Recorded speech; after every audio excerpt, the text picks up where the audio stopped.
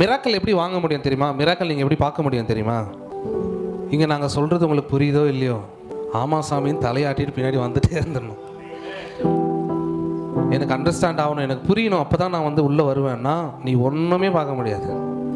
நீ மழையும் காண மாட்ட, காற்றையும் காண மாட்ட, வாய்க்காலையும் காண மாட்ட.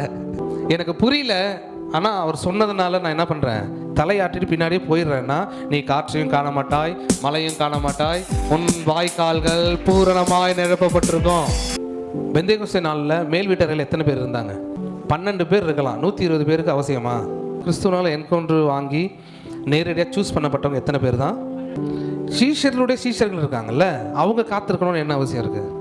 ஒரு ஃபாலோவர் ஒரு தலைவன் மேலே ஊற்றப்படுகிற எண்ணெயை அப்படியே அவன் தலைக்கு பாஸ் ஆகுதுன்னா அதுக்கு ஒரே ஒரு குவாலிஃபிகேஷன் வேணும்.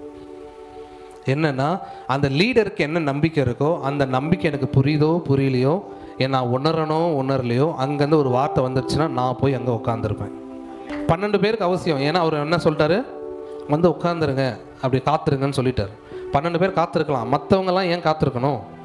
எப்படி ஃபாலோ பண்ணியிருக்காங்க பாருங்கள், ஒருத்தம் மிஸ் ஆகல. 12 பேரும் 10 பேராக சூஸ் பண்ணி சீஷர்களை வச்சுருக்கிறாங்க. இயேசு கிறிஸ்து விசுவாசிகளை உண்டு பண்ணுங்கன்னு சொல்லலை, சீஷர்களை ஆக்குங்கள் அப்படின்னு சொன்னார்.